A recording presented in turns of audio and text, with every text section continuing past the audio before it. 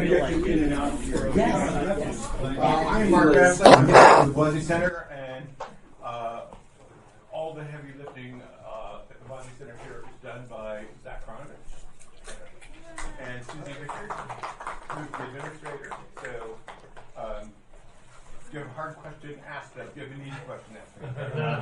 I just want to alert you to some of the upcoming events this fall. On Monday, September 20th, that is this coming Monday, we'll be hosting a panel discussion entitled 70 times 7, Abuse, Exclusion, and Forgiving the Church.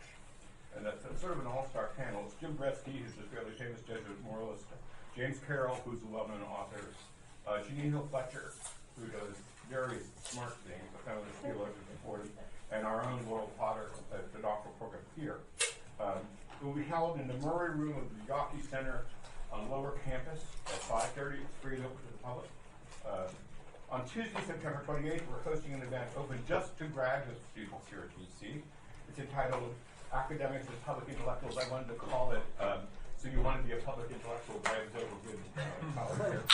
There will be a dinner conversation. We'll provide dinner with Professor Heather Cox Richardson of BC's History Department and Professor Kathy Caveney of our law school. In case you don't know, Heather Cox Richardson is the richest person who lives in this zip code. She makes $1 million a year because she has a Substack post called Letters from an American. She's a really brilliant scholar. Kathy Caveney, who's also a colleague of mine in theology, I always say, how can I take you serious? You appear on TV shows, for God's sake. It will be at 6 p.m., and if you are a grad student, please contact Susie or go to the Theology website. We'll register you. It's free. We just want to know how much food to order. On Wednesday, October 6th, Theology will host its annual Prophetic Voices lecture at 4:30 in Devlin Hall.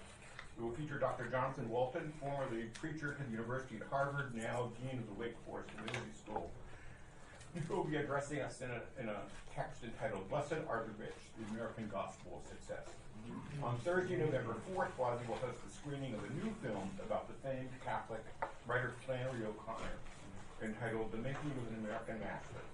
It will feature both the film itself and a conversation afterwards with the film's director, Father Mark Bosco, as well as renowned O'Connor scholar Angela O'Donnell.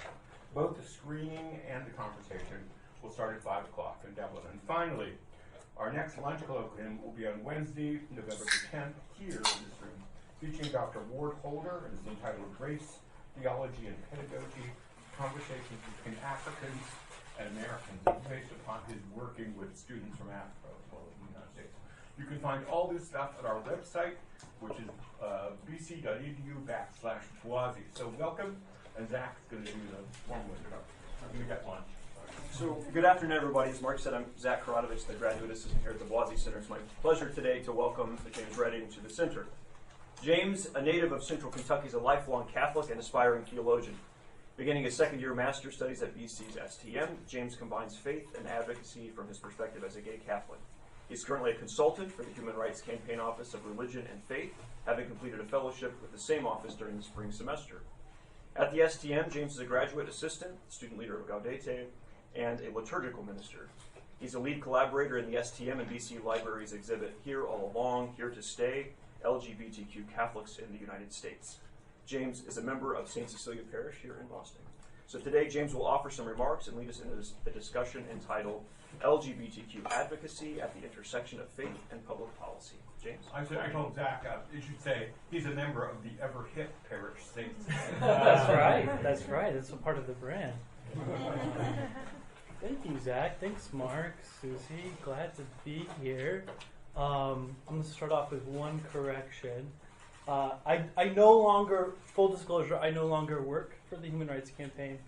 They came to a close at the end of last month. So this will be retrospective, looking back, and then lessons to take forward. But nonetheless, very glad to be here. Thank you for coming. For those of you I don't know personally, hope that I can figure out more about who you are and what you bring to the table as you ask questions and we end your conversation. Could we get this switched over to the absolutely. Thanks. Cool. Great. And thank you, Cara, for doing slides.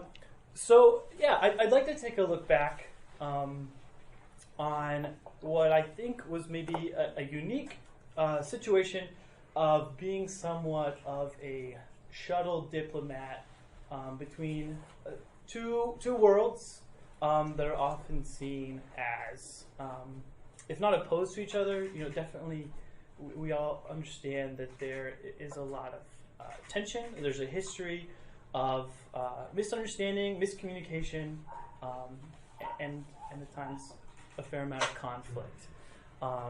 It's the next slide. I would like to start by saying as well that in my time here at BC, I really got started on a path of bringing my full self to ministry and bringing my full self to ministry in a public context, thanks to John McDar. He might be retired, but he's still working hard. And as a new student, fresh on the scene, John graciously accepted my request to do directed readings and research with him. And that really launched me on a trajectory where I got to know some of the folks at the Human Rights Campaign. And we'll get into a little bit more about that. But sticking with this idea of two worlds, two camps, two groups that, yes, in many ways overlap, but in a lot of ways on an official stage don't talk. A little bit more about myself and what I bring to that. So I'm not a scary, radical, activist or advocate from the gay community. I know this is a largely friendly audience, but it still needs to be said. And that definitely needed to be reiterated as I went about my work for the campaign. I'm a farm boy from Kentucky. I'm the youngest of a large German Catholic family, family roots in Iowa. I went to a Catholic college in undergrad and was very active in ministry. I went and worked for a parish for 3 years after I got my bachelor's in Florida, and gave that everything that I had and greatly enjoyed that experience. And also learned through that what are the limitations of the institutional church as it stands today?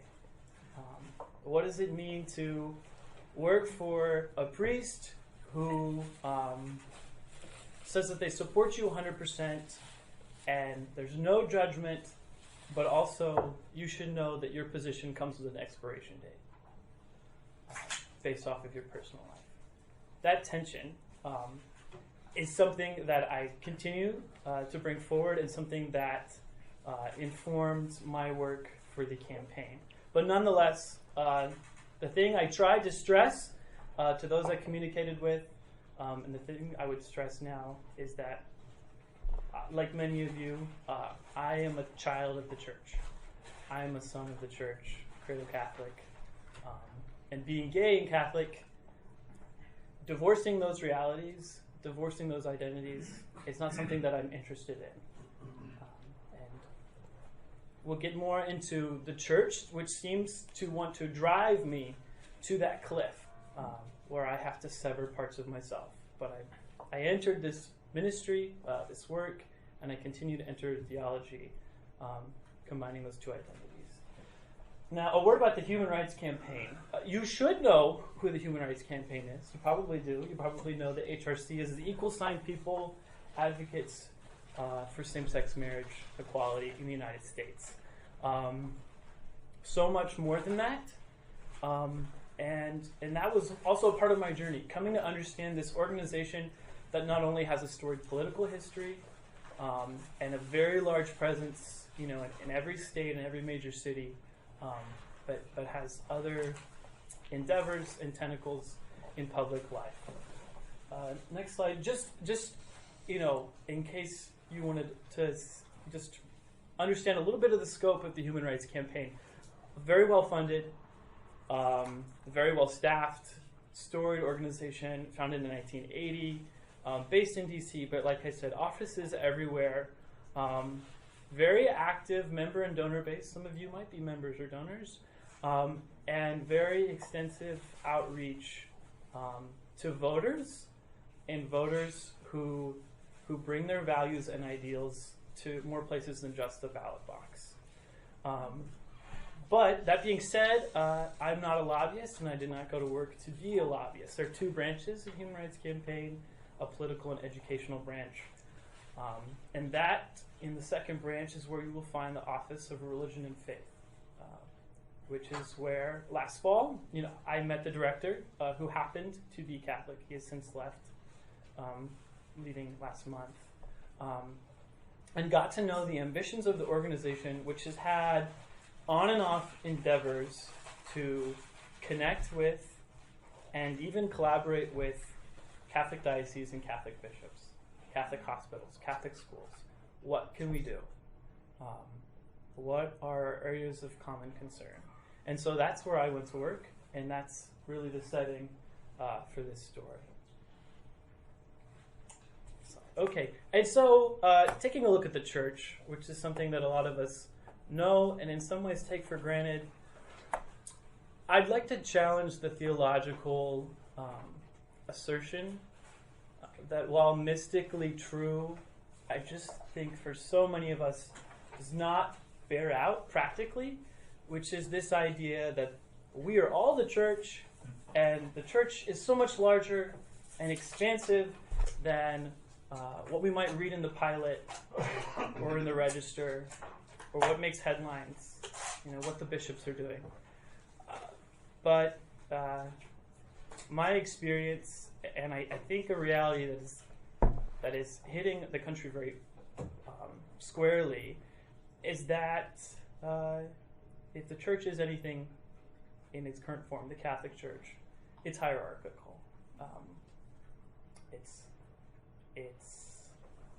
It's an organization that really does not always tap into its best ideals, its mystical sense of a collective. And as much as I subscribe to a theology that sees the church as being the mystical body of Christ, I think the reality is the church is called to be the mystical body of Christ, but the church is many other things. I think for the sake of my work, the important thing that the Human Rights Campaign focuses its attention on, and often I feel like we need to be reminded of, especially in a grand theological context, is that there are practical consequences to the actions of the church.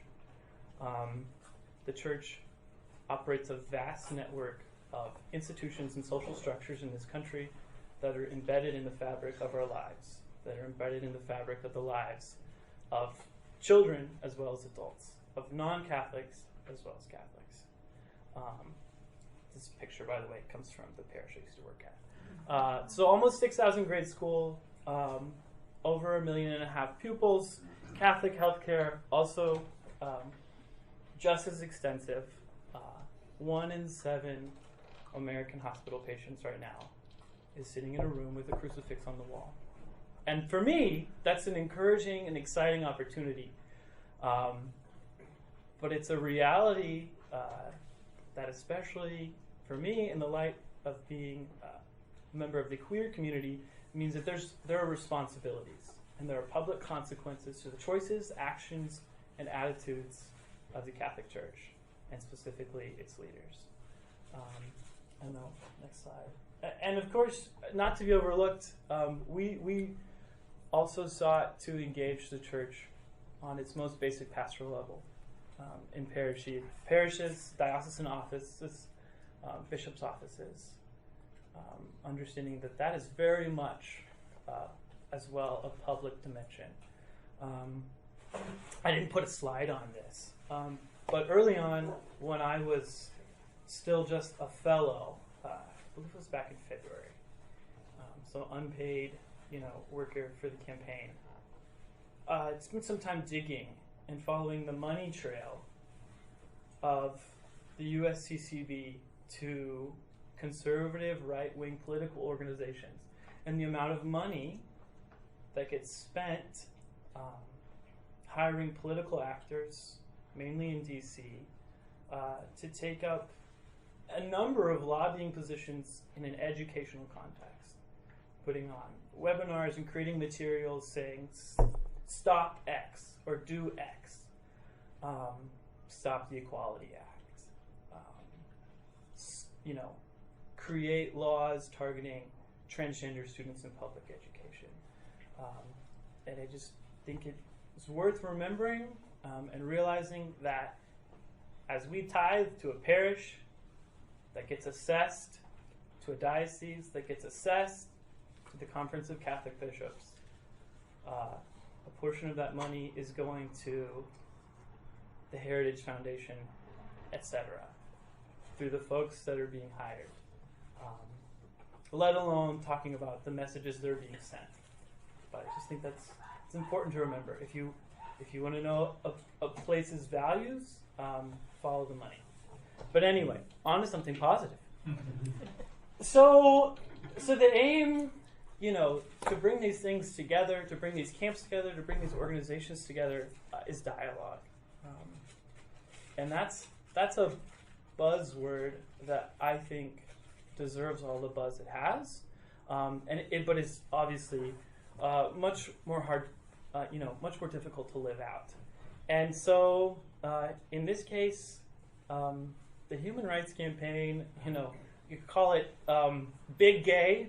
That's not politically correct, but the lobbying efforts for the LGBTQ community are not on the sphere of the church's outreach. So you take your diocesan faith and justice office, you take your state Catholic conference, or the United States Catholic Conference of Bishops nationally. We weren't, historically never have received much outreach, much communication. Hey, the church, we're looking to make this policy in X ministry. What might the gay community have to say? What might your community organizers on the ground have to say? That's not the dynamic. That's never been the dynamic. As difficult as the history may be, and sins on both sides, this endeavor was, is, and continues to be an outreach from the queer community, from institutions that represent us to the church. So we are on mission to the church, a mission for dialogue. But positive things have happened and are happening. So when my former boss, Michael, took over the office 2 years ago, immediately established friendly conversation partner with Father Jim Martin, which everyone knows. And that has been our springboard into who can we talk to? Who will take a meeting with us? And it started a beautiful relationship that has also really gifted the Human Rights Campaign with a lot of engaging contacts, not only in diocesan offices or institutions, but particularly within religious communities. John has an expression he really likes to use, parables of possibility.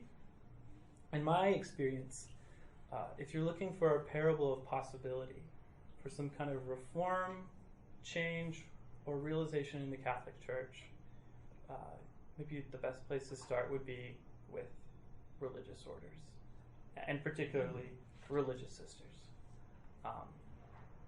Those are the folks who seem most willing to listen. Those are the folks who seem most in touch with the concerns of average Americans, average members of the people of God. That was a weird joining of phrases.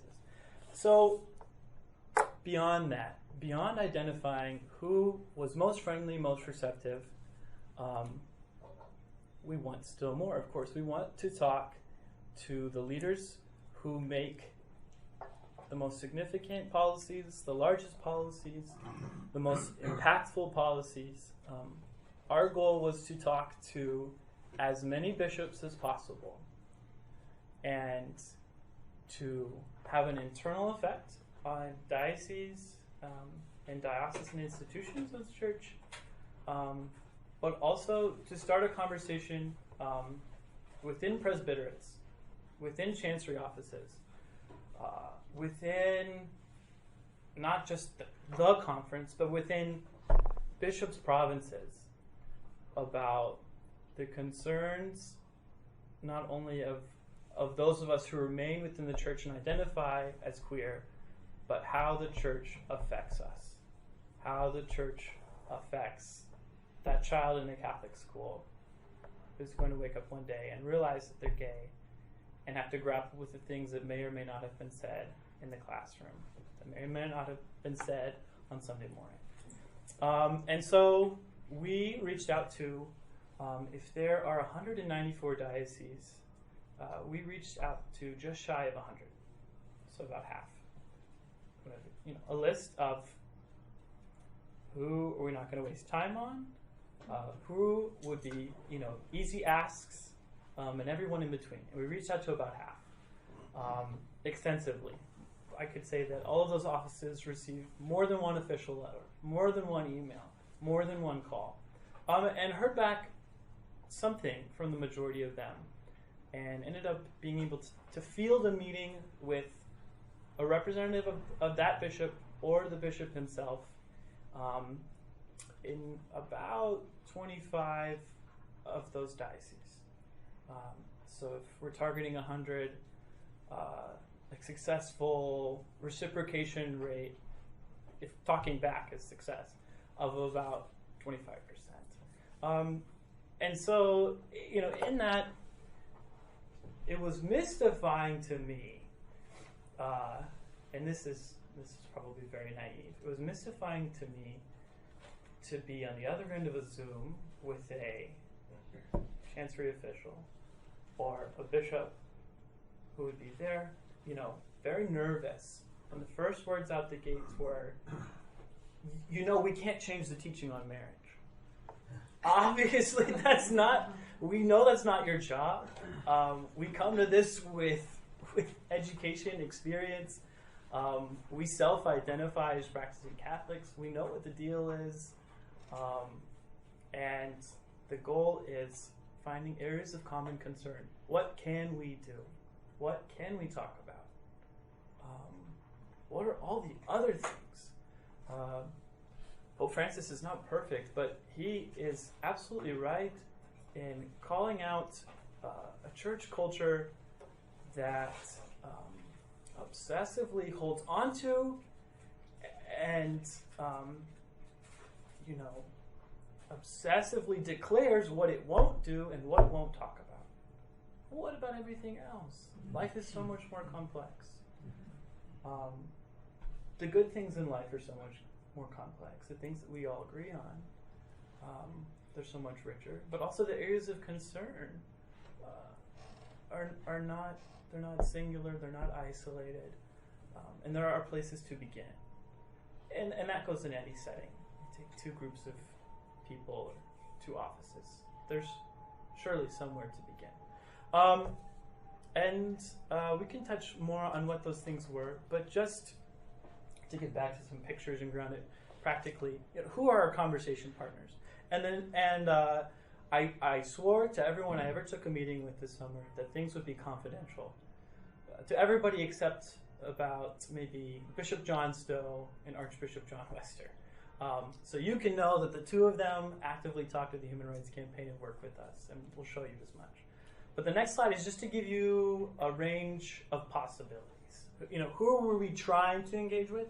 Some of the people on this screen became, some of our strongest partners, and some of these folks who you might hope would take a meeting with us did anything but. I was talking about Father Jim Martin and the promise and hope of working with religious communities. It was a very blessed experience for us to highlight and share the story of Sister Luisa de Rowan. She's a Dominican Sister of Peace, and her story of ministering to folks who identify as transgender Americans on their terms, being with and for them, and to raise up her story in this national climate that continues to, in a lot of ways, disparage transgender Americans. usual suspects, working with Sister Simone Campbell and the Network for Justice, working with all the organizations that you know that represent queer Catholics and are very affirming. You know, Marianne and the folks at Dignity, the folks at New Ways, some of the newer outreach to the community, like the folks at Vine and Fig. And then, very pleased to work with also some of our religious order priests, with Father Michael Garanzini at the Association for Jesuit Colleges and Universities, with Father Dennis Holzschneider, the former president of DePaul, and reaching out to anybody and everybody. And with two bishops in particular, very much eager to support engagement. Bishop John Stowe, Franciscan, you should know him, in Lexington. And then not pictured, Archbishop John Wester in Santa Fe, New Mexico. But trying to hit a range of those who might be easily identified, liberal, conservative, and in between. If there were, three sort of watershed moments in my time, the first would be very positive. It would be the letter that was released in January from the Tyler Clementi Foundation. A very simple, basic letter condemning, the bullying of LGBTQ youth from some bishops and organizations. And so starting with those signatories, which grew to be 13, and then expanding our horizons from there. And without, singling anybody out, because I promised I wouldn't, I would say that the most constructive meetings that we had with anybody besides Bishop Stowe, but this would still include him, were bishops from small dioceses and rural America. Diocesan offices and bishops in large cities who often gained prominence for their willingness to speak out, to be a voice for reform, was not the most fertile ground for us. The most fertile ground for us in real conversations about what could you possibly do with your schools or your hospitals or your presbyterate. Those took place with small diocese bishops in the South, in the Midwest, and in the Mountain West. It didn't happen on the coast. So if there were three watershed moments, and Mark, you can tell me I'm talking too much. The second would be the Vatican letter, the CDF letter in March. God cannot bless sin. This idea that there cannot be a blessing for same-sex couples after so much positive talk from the Holy Father. And that really cooled the jets. So I didn't start getting a paycheck until the end of May. The work was the same when I was fellow as when I was on contract. And the majority of our invitations to dialogue came out early, and there were very few rejections, outright rejections. We don't want to talk at all until that letter in March. And that really made things a lot more difficult. And before I flip to the next slide, I would just say, looking back, because a lot of things didn't eventually come to bear. My boss left the organization in August. A pursuit of the Equality Act froze up pretty early in the summer. Lots of things. There was a Supreme Court ruling that said religious institutions have a right to discriminate on the basis of sexual orientation or gender identity. The Fulton case in social services. If I look back and see anything, most bishops, most dioceses, most ministries never said an outright no. They never said, they rarely said, we're not interested, you're completely barking up the wrong tree, there's nothing we could do. It was rarely said. There were many early positive indications. But what really started in the spring and only strengthened throughout the summer was an expression of fear. His Excellency won't be continuing this conversation any further because we don't want it to take up the energy and resources of this office. We don't want this to be what we're known for the next 5 years.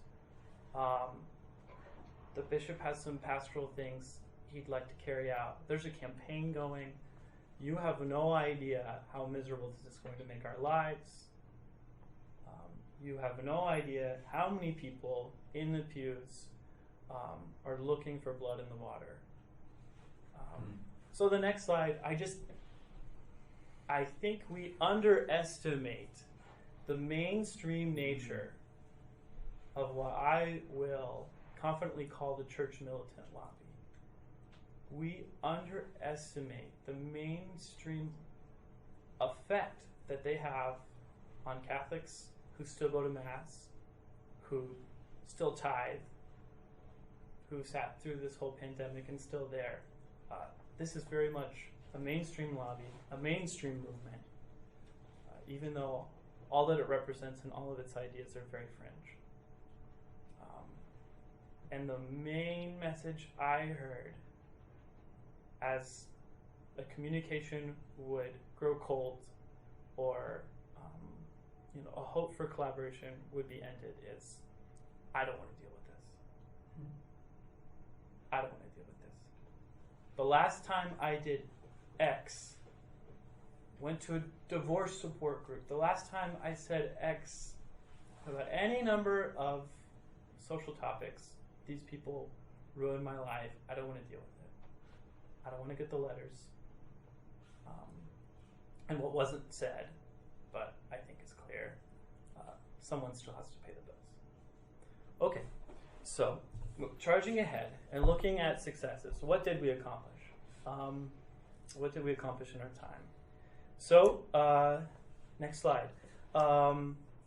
2 weeks after the Vatican, changes course, many of us would say, and releases that scathing document about the inability to bless queer couples, we were able to submit into the public sphere on the International Transgender Day of Visibility a letter of acknowledgement and support from 2 prelates and a number of individual signatories.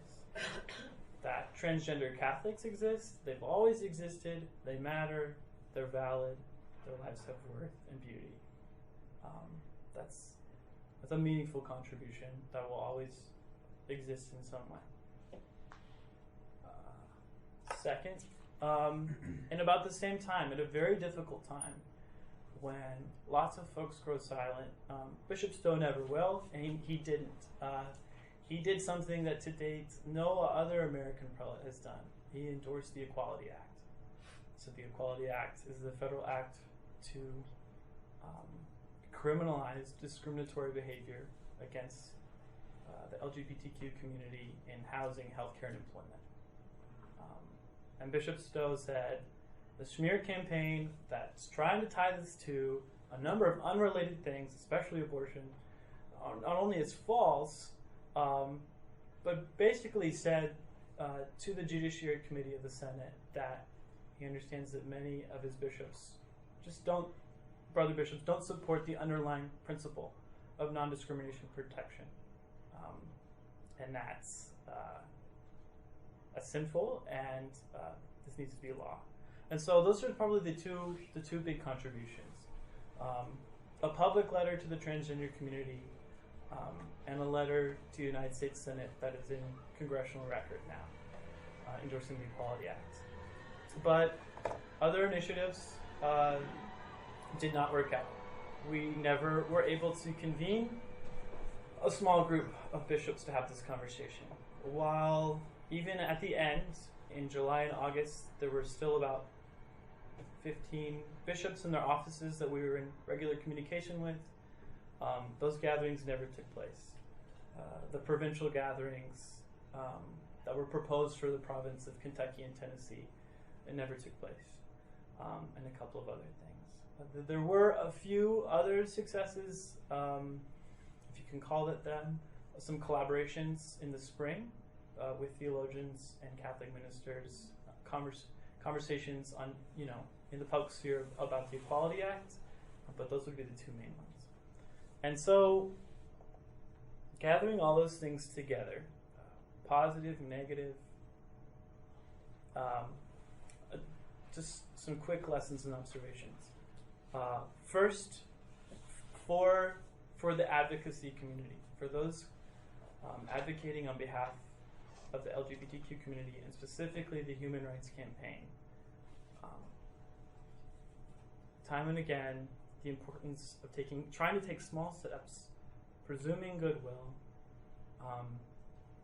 gestures of kindness and support and gratitude, privacy, confidentiality, the whole list there.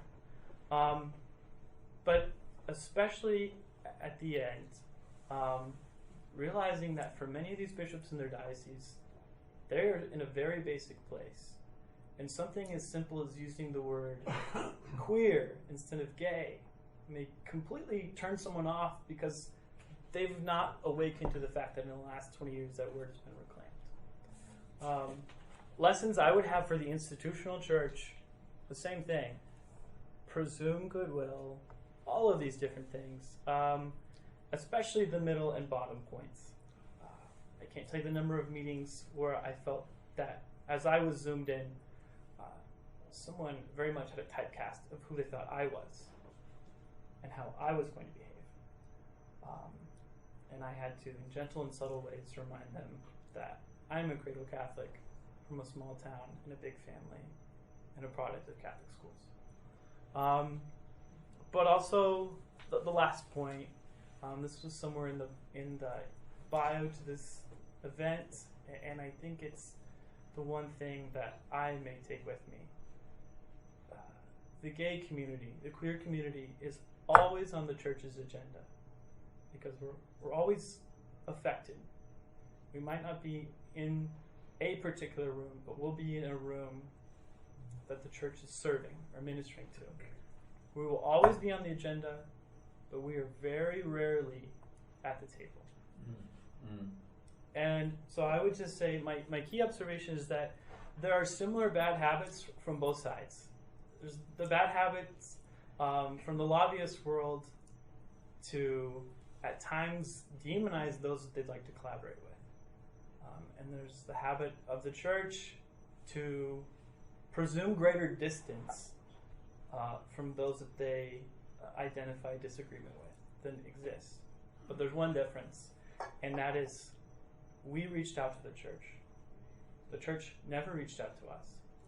And there was never a relationship that we severed. We were always willing to continue to talk. But time and time again, the church walked away from our efforts.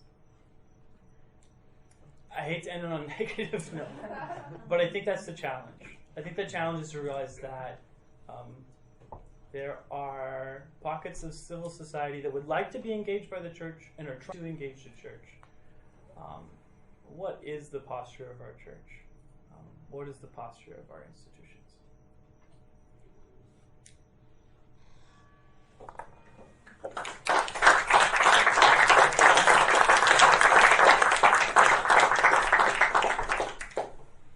Let me start with the first question. Okay. It's appalling. I say this as a priest. It's appalling that the institution itself is so close to this. But as the people who work here know, WASI is sponsoring a huge event in March. We're inviting 40 to 45 bishops, archbishops, and cardinals to a meeting in Chicago to talk about Pope Francis and the way that the American episcopacy is. And when I'm having a Zoom conversation with my collaborators, I'm going to take this off for a minute. This mouth is very wet. I'm sorry. The bishops matter and they don't matter. We're spending a lot of money, it seems to me, to talk to bishops, because bishops, we are a hierarchical church, you know. What the exact meaning of bishops are, there's some debate about. But so we're spending a lot of money to talk to the big players, cardinals, and things like that. What I always have to remind myself, and I remind my collaborators, is half the students in I teach an undergraduate theology course, half the students in my class have no idea who the Archbishop of Boston is. Just not on their screen. It's like, not important, you know. I'm not saying that's an unimportant question, but in other words, my theory all the way along has always been that Catholics are congregationalists. So if you find a congregation that welcomes you, like St. Cecilia does, or St. Ignatius Loyola, the Catholic Church is working. And if your local parish doesn't do that, the Catholic Church is not working. I'm not saying the questions you raise and the questions we're going to raise in Chicago are unimportant, but isn't there a sense in which all of that is second story, the official thing? Because I mean, Catholics exist. My sense is Catholics exist on the level of the parish. You know, if their parish works, it's working. Sure. I mean, that is an important question to consider. Of course, there are two levels to it, but I would reorder them, and I would simply reorder them based off of who has power.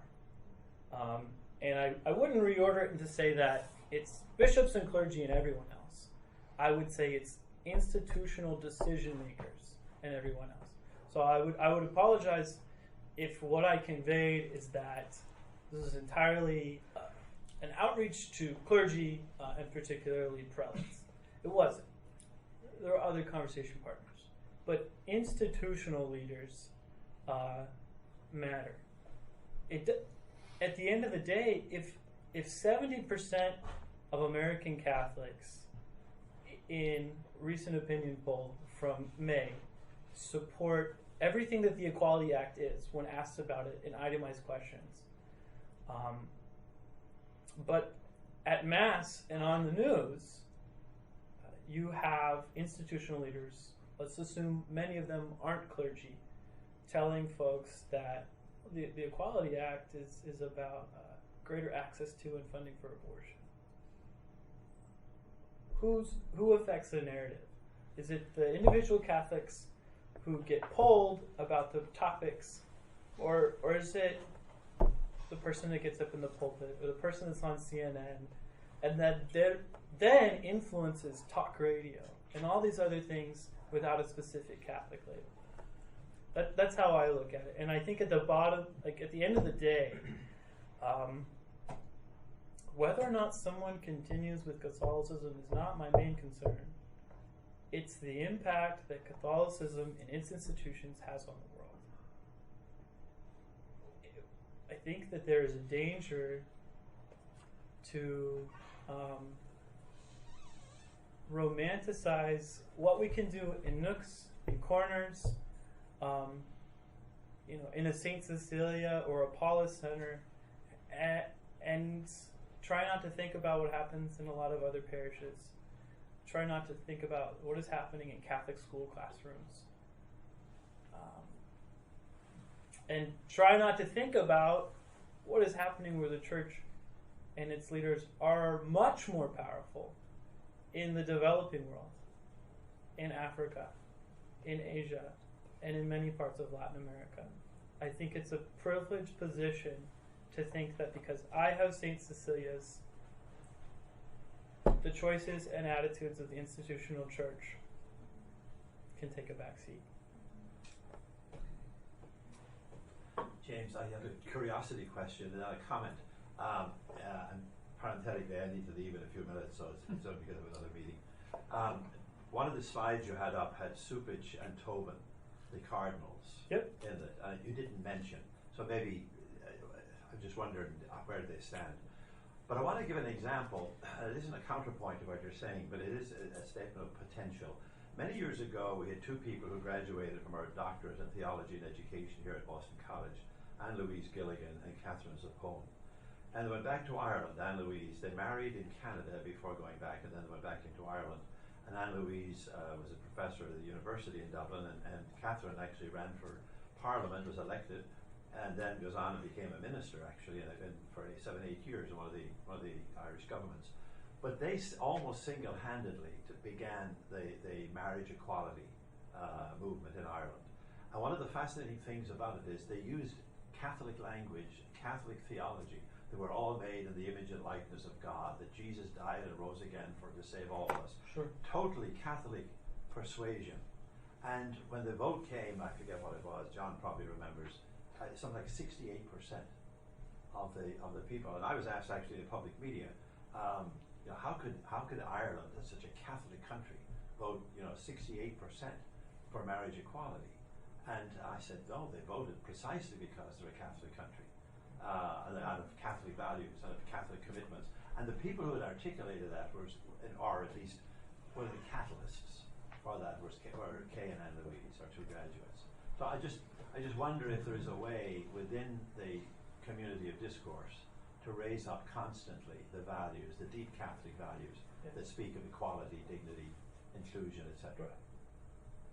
I think that's exactly what we try to do, and not to dismiss your conjecture, Mark. About what's taking priority, what's more powerful. I think maybe a better way to think about it is this is not binary.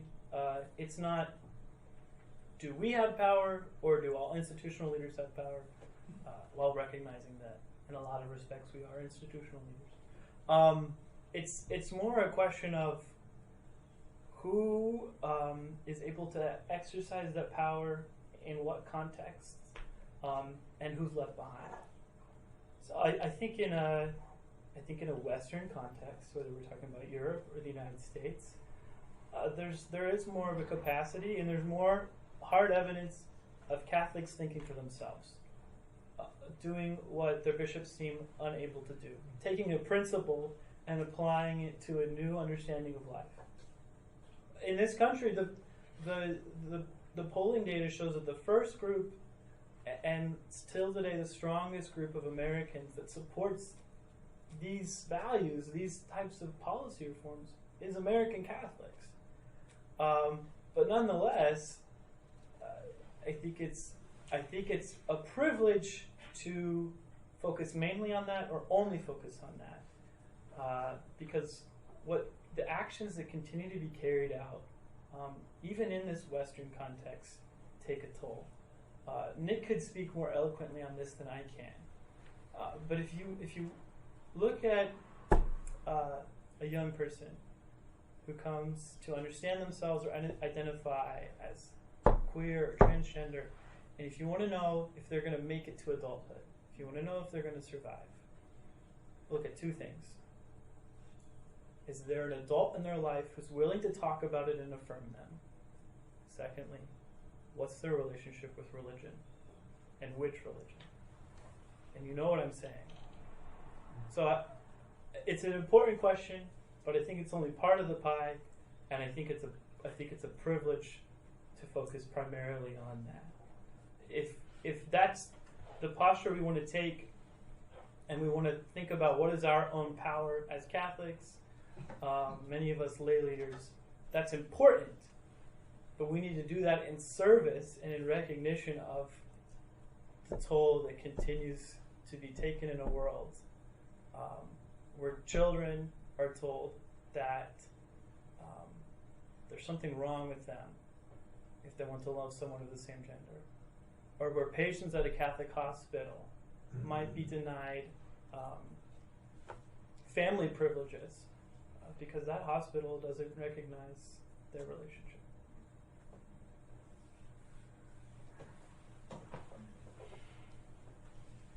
I'm Franco Mamando, chair of the Department of Romance Languages. I've been at BC for 26 years. I don't know how long you've been here, but can you comment on BC's profile in the fight for equality? Oh, I don't think you understand what you just did.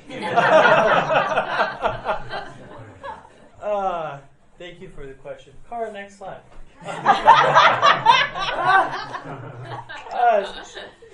So this is actually, this is probably a part of my genesis, and I didn't speak as much about this. But I did not begin, and I still don't begin as an advocate or a policy-minded person. I begin as a Catholic, looking at my own story and the story of our church, and working with John working with the BC Libraries, especially the TML, Jen, Steve, Leah, supported by Jackie and the STM, we've developed an exhibit at the libraries up right now that touches largely on this. As you may not know, it has been a journey. It's been a journey just to talk about gay Catholic history. It's been a journey just to fight for a space within this academic environment that should be upholding freedom to just talk about historical facts and a historical narrative.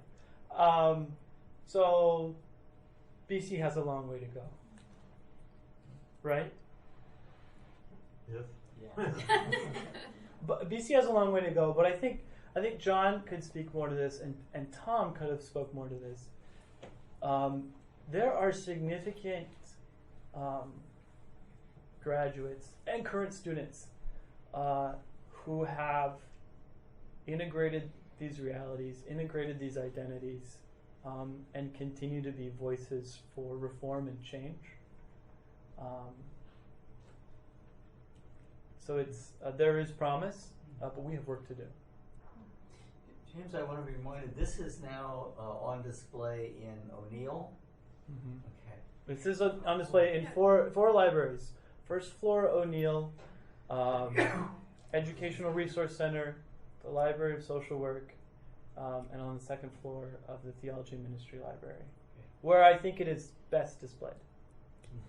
Oh, it's a theology ministry. Yeah, if you saw what's in O'Neill, I wouldn't count that. Go see it in the TML. It's The very STM library. yeah, at the STM. Thank you for the question, by the way. I just wanted to thank in absentia Tom for holding up Anne Louise Gilligan in Case of Home. Probably the two most famous lesbians in the history of Ireland and the most influential. And their book, Our Lives Out Loud, which came with a preface written by Desmond Tutu, was never cited officially. That the Office of Communications here at BC, which cites every bleeding thing that alumni do, never mentioned these women who were the face of the fight for same-sex civil marriage in the Republic of Ireland. But they were erased, and one of the things I really appreciate is what you've done, James, in conjunction with the librarians at STM, to lift up this history. It's incredibly heartening, but it's been an uphill fight all the way. But I just commend to you that wonderful book, Our Lives Out Loud, by Anne Louise Gilligan, unfortunately died far too young, and Case of Home. Yeah, I think running off that and going back to Mark's point about, who has influence, what is the church? We do all have influence. We are the church.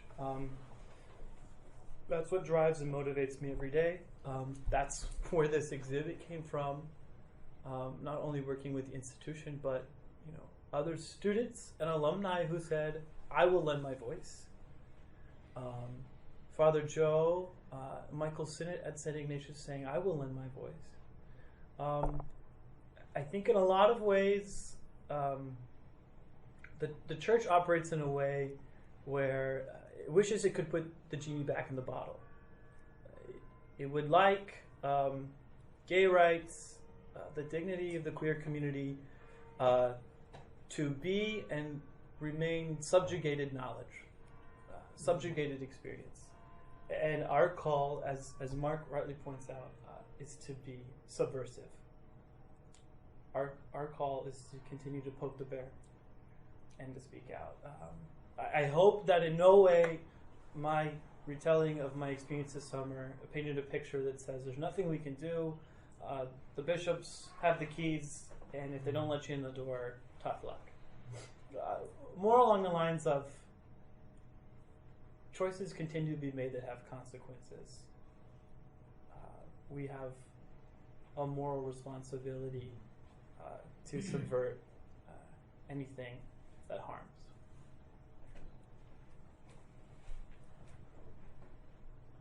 James, just like to make an observation. I don't know if you have a reaction to it, but particularly when you were talking about the church militant, there's an interesting asymmetry that's going on. Why is it that these bishops are afraid of them, but they're not afraid of you, for example? And another thing that's interesting to me, so I watch a lot of kind of right-wing Catholic social media conversation. And Also known as Catholic social media. Largely, not, yeah, but anyway, one of the things that I see going on there a lot is a lot of these are, and particularly influential ones, are recently converted Catholics. And when you were saying that you aren't necessarily concerned about people staying in the church, I'm thinking about like what some of the Pew research and stuff shows us, that people who are sympathetic to LGBT issues, they just disappear and they don't have a voice anymore. So there are these two asymmetries going on, and I wonder if you have any reaction to that. I love that question. That is such a you question. I'm glad you're here. And you did catch me in a moment of hyperbole. So yes, I would say that my primary concern as a lay minister is not who can I keep in church, but it is an important matter, and it is an important question for achieving what I identify as my primary concern, which is what are the effects of the institutional church.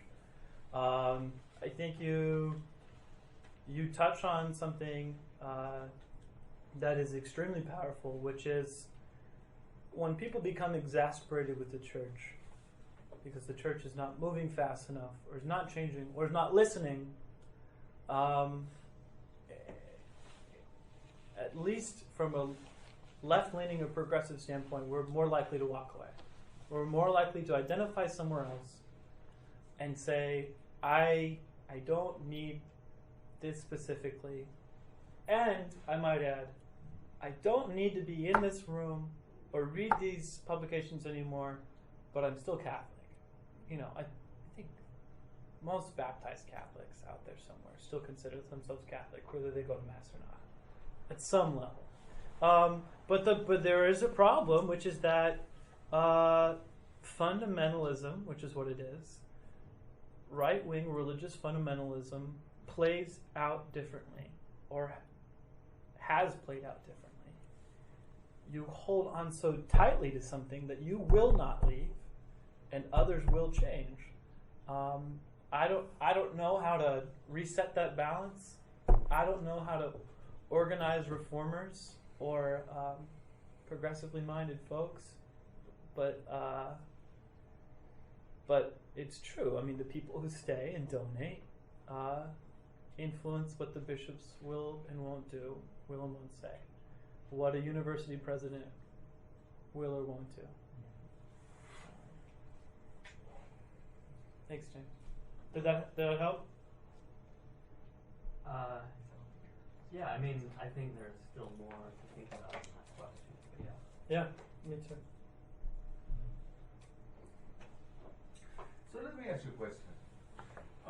I have a young daughter who was in Catholic St. Columkille until 8th grade. Right now she's in Newton, a public school. And Newton just makes St. Columkille look parochial in every sense, especially North Type. And I love St. Columkille. They were very good to her. But in terms of social justice, in terms of LGBTQ issues, in terms, it is like the night and the day. And then you begin to think, the church is really becoming progressively more irrelevant. And that's my concern. Because the church has a lot of power to transform many things, and we are certainly not doing that. But then I hear you using this language of staying and living, as a source of power for you. So why do you stay, and what do you expect of the church while staying in the church? That's an everyday question, Netta. Well, just real quick, just on that dichotomy of staying versus leaving. who left who, and also what are the effects of staying? What is the cost? I would say, as a theologian, and also in a spiritual sense, I would prefer and hope to contribute to a Catholic church that more people would be a part of and would have an effect on the world. But that's only if it proclaims and carries out the gospel. And what I really mean by that is if it listens to people and takes them seriously. But I think that an experience of certain religiously marginalized groups is that over time, when you feel like you're not listened to, or at worst mocked, misrepresented, that the conception of church that you had prior either no longer exists or was always a false reality and has a danger of becoming an idol.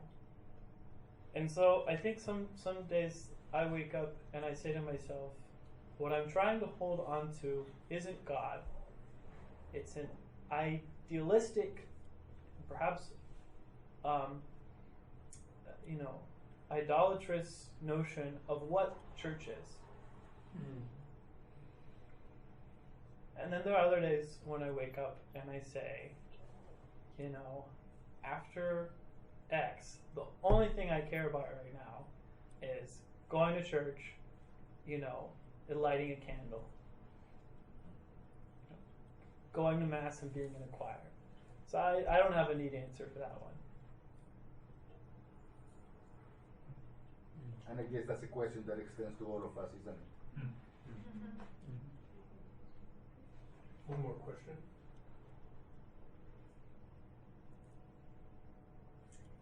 It's a comment. I really appreciate all of these, and I'm excited to go to see the exhibition. And I guess the questions coming out on your research. Do you saw any in schools? Like, are there any centers that help the LGBTQ community?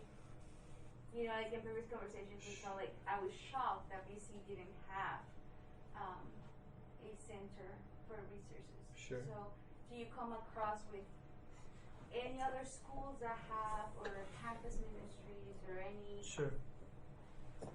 Well, okay, so I should end positively, and I like to be a positive person. There's a lot of good being done. There are a lot of people doing the right things. There are a lot of people who allow themselves to be guided by the Holy Spirit.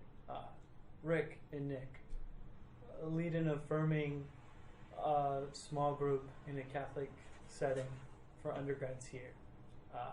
It's limited. They probably don't have all the resources they need. It's not pervasive, but it exists, and it's something that they choose to do and offer. There are plenty of places that have initiatives. A lot of them are the types of places that have some sort of independence. They're a college run by a religious community that chooses to take up a concern.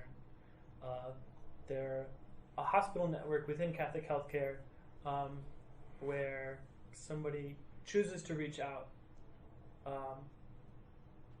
and listen to some advice about what are ethical guidelines to support queer patients. So things do happen. There are parishes. And the exhibit is a lot more positive than I am today. The exhibit is all about reclaiming the history and reclaiming the church. So you should go see it because there is a rich history. And I think that the sad thing, and the thing that John and I try to dive into in research, we try to display in the exhibit, is things haven't always been this way. While in a lot of ways you can say that maybe there are things that you would see as progress within society or within the church to today, there have been periods of immensely more collaboration between the community and the institutional church. There are seasons of the church where dignity in new ways are at bishops' conference meetings. There are seasons of the church, right after the council in the 70s, America's probably first and only true universal synod, the Call to Action conference in Detroit. Thousands of folks came together. Almost all the bishops were there, and thousands of lay people. They participated in a synod-like process, not unlike what's happening in Germany today. And they agreed to a number of enforceable pursuits and reforms. And within a matter of weeks of that synod, naysayers from within the hierarchy began calling up reporters and saying, yeah, we don't intend to follow through on any of this. Mm-hmm. So there have been seasons of greater institutional support, and then there are pockets of support. So there still exists, with all the frustration, parables of possibility. And as our time comes to a close, I would like to reference myself. Go back, Carl. Thank you. There you All right. So sort of taking this, all as a whole, my work, our exhibit. This is our exhibit. It's institutional. Steve and I did a little dialogue that you may see published in blogs and such, and I think it goes for the work as well as the exhibit. So Steve's question is, what do you hope that this exhibit will achieve? Or even, what do I hope that, this kind of initiative within public policy could achieve?